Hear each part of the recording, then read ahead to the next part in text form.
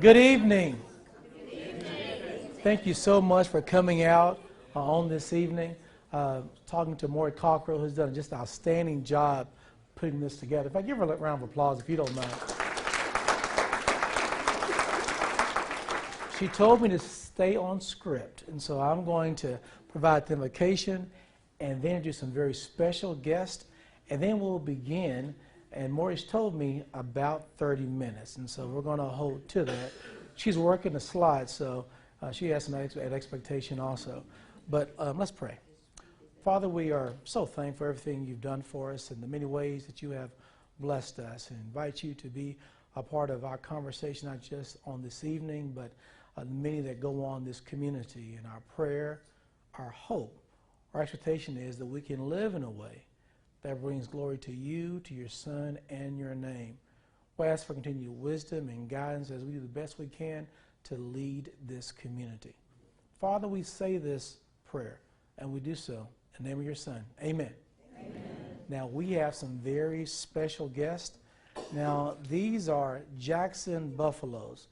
They're not Madison Bisons. It's a difference. Not just students, but these are leaders. They're part of the leader in me. So what we have done in our school district is deploy them and others across the district to try to embed the 7 habits of very successful people.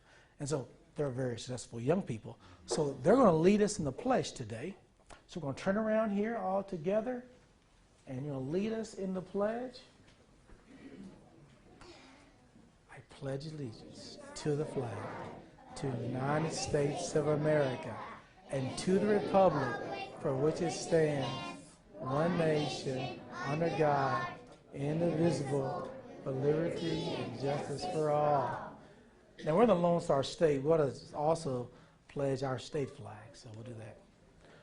Honor the Texas flag. I pledge allegiance to thee, Texas, one state under God, one indivisible. Thank you very much. A round of applause. Our leaders of tomorrow, and you know, we always want to get a good photo op. So, should we move in here? Is it good right here, Maury? All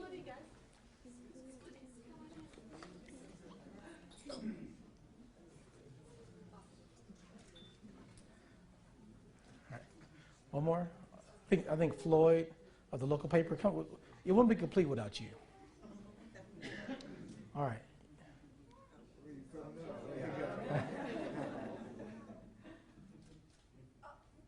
Mayor, have each one of them say their names for us. That is Councilwoman Albus. We'll start right here, and we'll go across. So your name, what grade are you in? Rhea, 5th grade. What's your name? Kylie, 2nd grade. Julie, 3rd grade. Charlie, 3rd grade. Avery, 4th grade. Kinsley, 4th grade. Brinley, 4th grade. Bella, 4th grade. Josiah, 2nd grade. Maddox, 3rd grade. Madeline, 2nd grade. Did we get everybody? Very good. Thank y'all very, very much.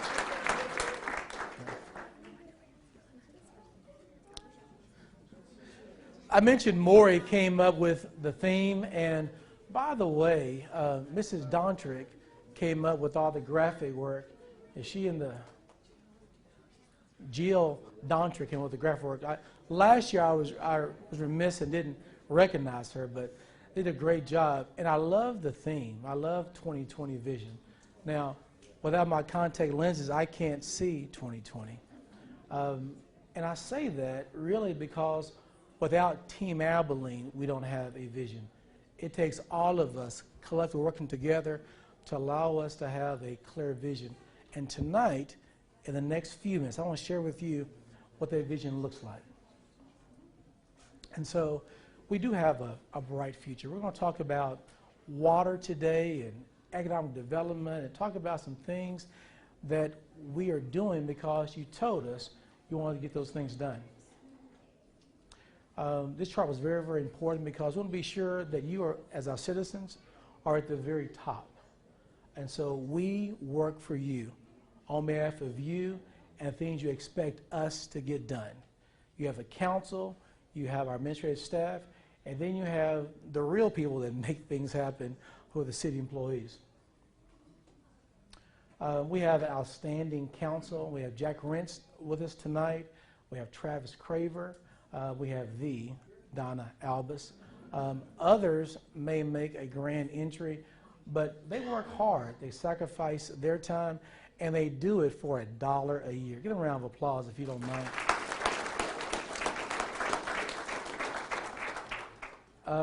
I think we have an outstanding staff. You know, Robert Hanners, our CEO, and really responsible for being sure that the I's are dotted and T's are crossed, and he does a great job.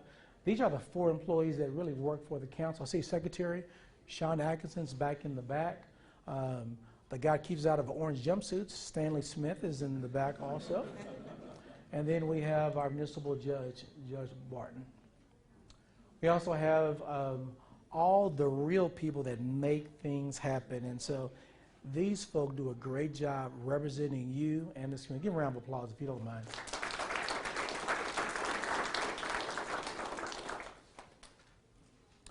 And so last year, we talked about 4 things. We wanted to implement the street maintenance fee in regards to deploying a body that we'll talk about in just a bit. Water is always important in West Texas, and then a downtown hotel, and more importantly, development in downtown. And so this was fully launched beginning January 2019. We set money aside. And by the way, it was really, we'll talk about this in a bit, it was Weldon Hurt who talked about adding another layer of allowing you to participate in this conversation. And so we'll talk about the advisory board also. We have today almost $5.5 million. When you add that with the bonds left over from the 15 bonds, along with the state textile, the work that we'll be doing in Abilene, this year we'll have over $30 million on our streets. Let me say it again. We're going to have $30 million invested in our streets. And so I just can't thank those citizens enough for coming together and giving their time. Together, they've approved for this year and next year 140 different streets. And so they meet, they discuss, they engage with staff. It goes to the council. And in both situations, you have an opportunity to be part of that conversation. Very remiss, I see Misty Mayo in the audience. Misty, our Chief Economic Development Officer for the city. Raise your hand, Misty, one more time. Just doing a great, great job.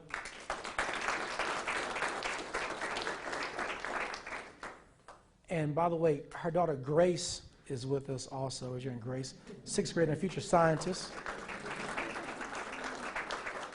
But the DCOA is providing $8.5 million towards streets, and we'll do so within a 5-year time period. It really lets us get jump-started and really funded the first project we have for our streets.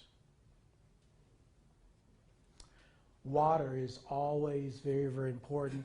You, us, this community, in the last 10 years have invested over $220 million for water security.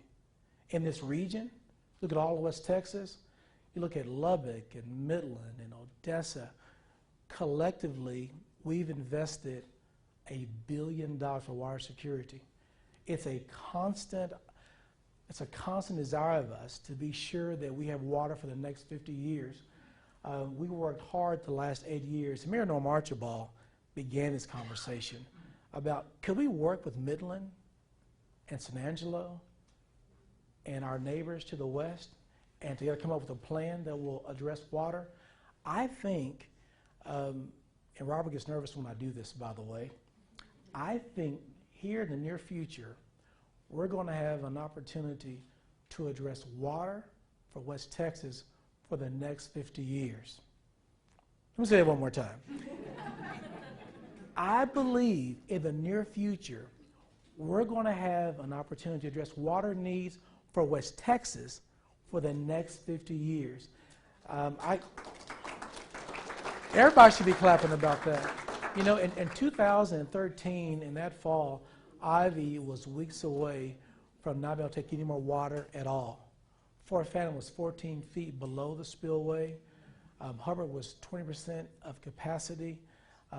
We were in dire straits. And so Mayor Archibald began that conversation.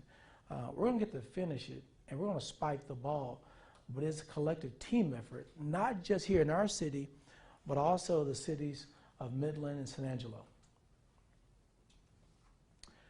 Excited about the downtown hotel and also about a task force. Yvonne Batts, stand up, Yvonne.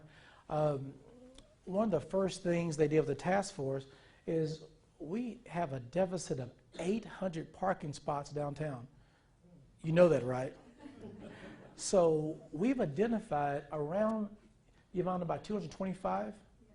And so, and there's been a conversation about a month about identifying the balance. And so we can make downtown viable. You know, in the last 2 years, we've added around $215 million to the tax roll inside city limits of Abilene. I believe in the next 2.5 years, we'll have over $150 million in new development in downtown Abilene. And parking is a very important component. Appreciate you and the task force for working hard in that regards.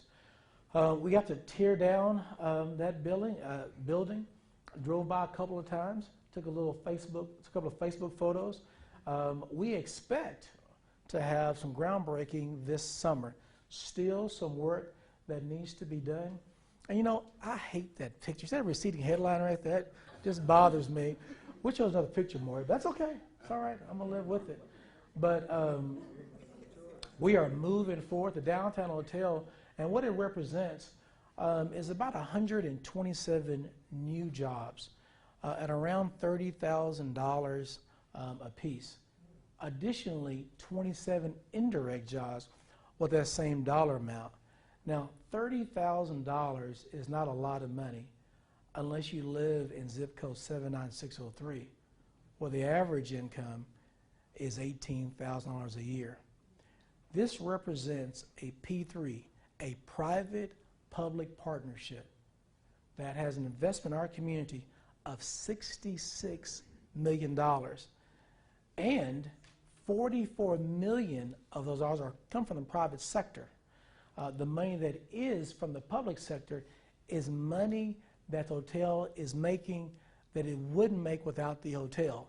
So that I'm clear, and we said this several times before, we're not using money that could be used for streets or police or fire, but money generated from this hotel.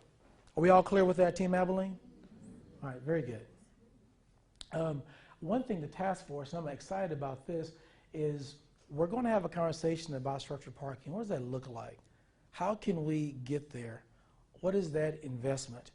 And by the way, these meetings are for you.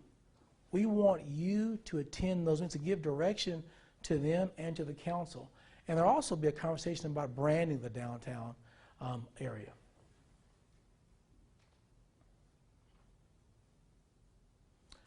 And our economy is very, very strong.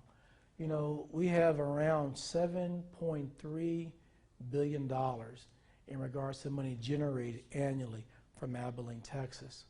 I see Justin Jaworski in the room. Love your numbers, by the way. Represents, if you look, the 7.3 billion, that's about 600 million in the last 3 years. Household income is up 21%. Having said all that, we can still do better, and we will do better. I mentioned Misty. You know, the DCOA celebrated 30 years, the very first development corporation in the state.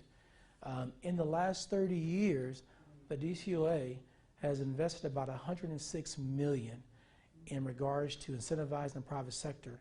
In turn, the private sector has invested $634 million in the city of Abilene. I'll give a round of applause one more time. Doug Peters, who is, as long as Norm is not here, the best salesman in Abilene, Texas. Stand up, Doug. Doug, you know, there's important, you know, that we engage the private sector So what Doug represents is 1,700 business people who have made a commitment to work with Doug and others to help promote Abilene, and look at the impact that they have made. That previous slide, it looked at our unemployment is about 2.9%. There are about 27 jobs in Abilene that are vacant, and we have around 1,900 that are unemployed. There's almost a $1,000 gap in separation in regards to jobs that are needed and inventory to fill those jobs. So what Abilene Works does, it provides a specific gateway to our airmen and their dependents to be able to apply for jobs in our city. And not just Dallas Air Force Base. There's also connectivity with other military installations around the state. This is the best state in the union, you know. And so we want to keep those folk here. And I can't thank Doug, and we also have Darren Black.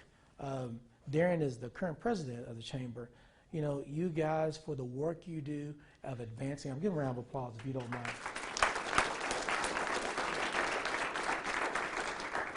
Last year, I identified 400 million reasons why Dallas Air Force Base is important. And so in our model, and I believe, is Sean here? You know, we have Sean and Greg Blair giving their time promoting Dallas Air Force Base and 3 different missions. Look at the amount of hours that they put in every year for us, for Abilene. And by the way, it didn't start with them, it's continuation. You know, if not for Abilenians investing $1 million of their money, we don't have Dallas Air Force Base. Abilene, throughout the Air Force, is recognized as one of the most significant installations for airmen. And that is done because of the leadership we have in the Military Affairs Committee. Tourism, almost $500 million a year is generated in this community because of tourism. Nancy Lyles is not here. She is here. Boy, is that great timing or what? Where have you at, Nancy? Thank you for all you do for Team Abilene. She is pretty excited about the downtown hotel. She's made some commitments, Doug, in regards to filling that hotel room with some conferences, and so I made some notes on my Big Chief tablet up here. We're going to wait for that kind of fruition. But thank you and your team for what you do, Nancy. You know, we talked about development corporation, and so one thing I didn't mention, so this is governed or oversaw by some of your citizens. We have Vic Corley.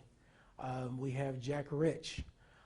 We have, and I'm in trouble, Misty, help me a little bit, Sam Vincent and John Beckham and Shay Hall, all giving their time and creating expectation, working with Misty. I think you're going to see some significant opportunities will come to fruition because of hard work. And what's straight ahead? You've told us via text, email, phone call, knocks at my door, conversations in the lettuce aisle about our streets. We are committed to finishing what we started.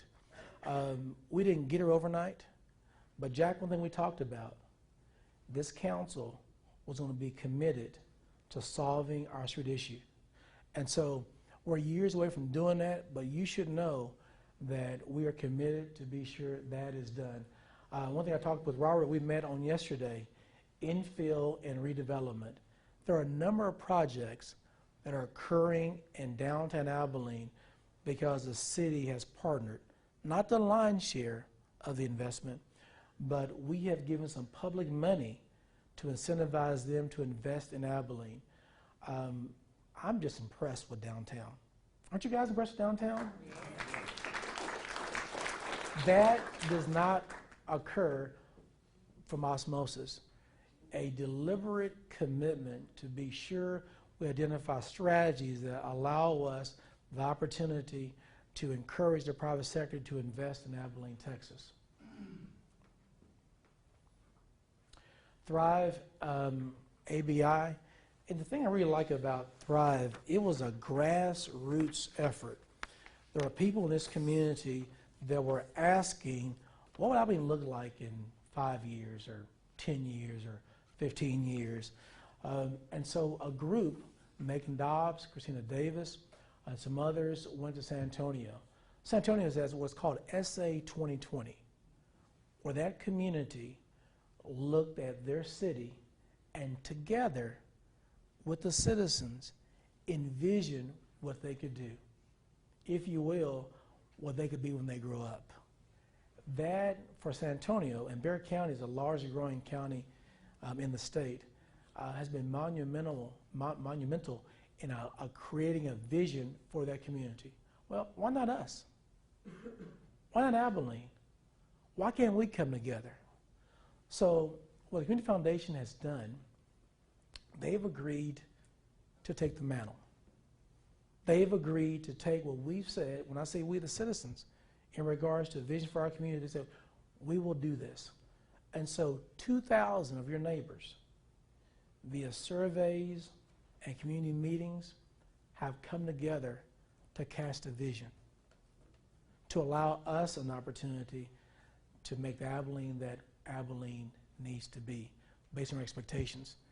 This is the first time publicly that they've allowed their vision statement to be communicated to you, the Abilene community. Again, your neighbors, 2,000 of them came together and contributed to this conversation. This is their vision. No, this is our vision for our community. Abilene is a dynamic, compassionate, and welcoming community centered on helping one another.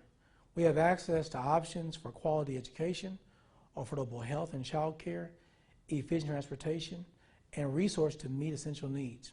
We offer seamless pathways for educational and professional growth, entrepreneurship, and careers that provide competitive wages. We cherish our rich history, strong spiritual foundation, and cultural landscape. We celebrate our nationally recognized arts, flourishing downtown, innovative approaches to enhance quality of life. As a community, we hold ourselves to accountability to work together to ensure that Abilene is a place for everyone, that everyone has an opportunity to thrive. I am so proud of what that group has done, of what they represent, and hope that it communicates. But we need you to be a part of that. Not just the casting of the vision, but working to hold all of us accountable so Abilene can be the city we want Abilene to be. Doug Peters says this so often, I've kind of stole it from him because I like saying it.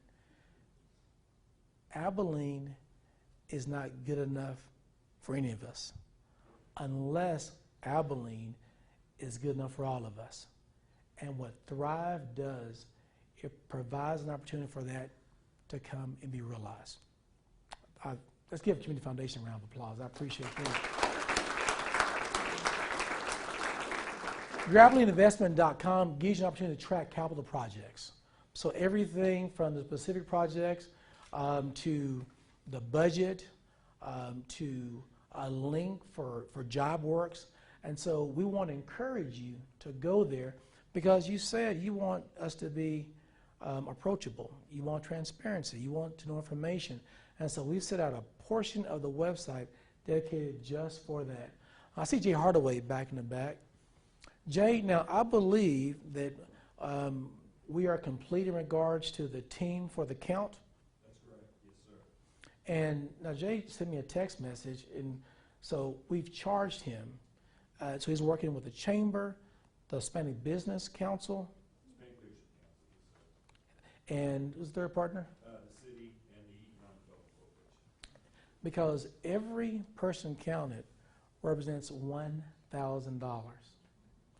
And so it is very, very important that we work with Jay and the whole team to be sure we have an accurate count.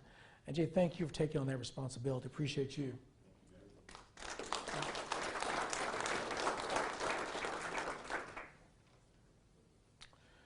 You know, we have the family of Otis Dalton in front of us today, and you know, they lost the leader of that family. And what I've said, and I think what you know, he was your family, but he worked for this community. I think I've said he was an Abilene social worker. So many of the things that we benefit from in regards to our community engagement, Otis put his thumbprint on it. And so we've been thinking, Pam, of the last few months, what can we do as a city, Dr. Craver, to recognize him and his legacy? And more than that, what can we do to encourage the next Otis Dalton? That they could look at a man who labored and worked hard. How can we motivate that young person to do the same? Abilene is a better place because Otis Dalton was in this space. Otis Dalton, and I'm not exaggerating, there are probably a couple of dozen organizations that he worked with. All right about it, Pam? And when I say work, he didn't show up and grab a cup of coffee. Otis worked to provide guidance and leadership and mentorship for the purpose of the elevation of this community. And so what we thought, and we got permission from the family, is that we wanted an opportunity. And by the way, these are the words of his children. And can we go back and read this? Because I think this is important. What he was about was celebrating those who thirstily reach across the community lines to improve the lives of others and build the best Abilene. You know, there are many things in this room that separate us culturally, ethnically, economics, the number that separate us. What Otis was about was focusing on the things that bind us together, that allow us to identify a larger goal, work towards that, and in turn, help the whole community. And so there is a small video that we're going to play. I'm going to step aside, I'll play the video, and I'll come back up. Otis always had a kind heart, a big smile. He really had a passion for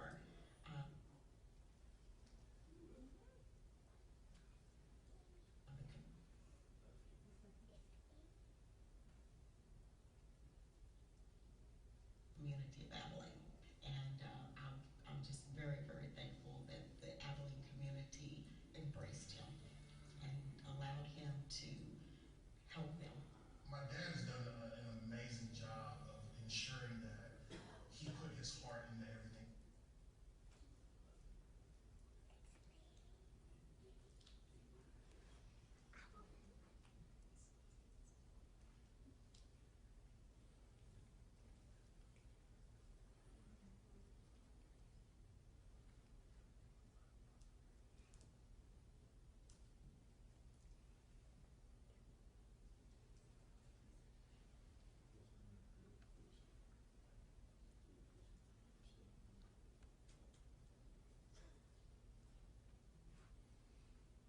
Otis always had a kind heart, a big smile. He really had a passion for the community of Abilene. And I'm just very, very thankful that the Abilene community embraced him and allowed him to help them. My dad has done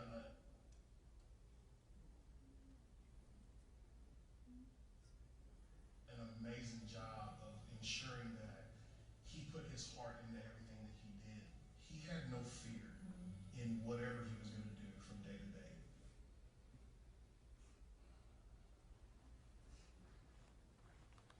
I think what we're going to do, I want to do this right here, because we want to be sure that everything we do with excellence. And so we're going to have this video available on our website because it tells a story.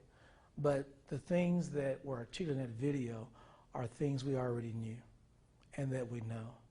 And Pam, to you and little Otis and to Candace, thank you so much for loaning us your dad and your husband for the example that he is to this day.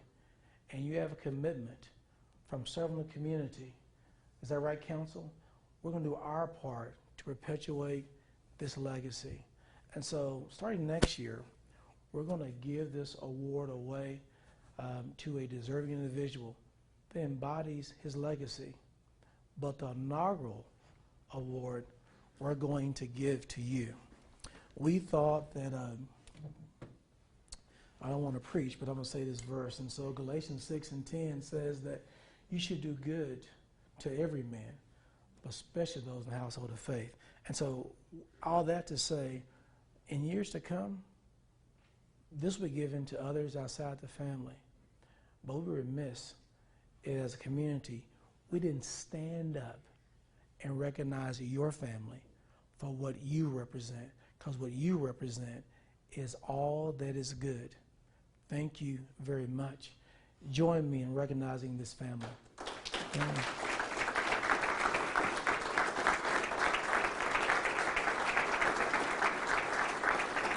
Thank you so much. Thank you so much.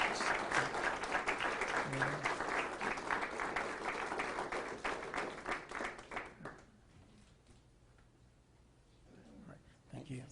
Okay. And again, we'll have that available. It's a very well put together video that encapsulates. So we're going to end things here. I want to thank you for allowing me to serve as mayor in this community, you know, my hometown. There are a lot of great places in our country to live and to be, but none other than the city of Abilene. I love working with our team, even the Mad Hatter Don Albus, because you have people that care, and we're not perfect, and we certainly have things we can be better, but we are striving to be the Abilene you want us to be. Before I close, I'll be in trouble a couple hours from now. I recognize my wife, Lynette.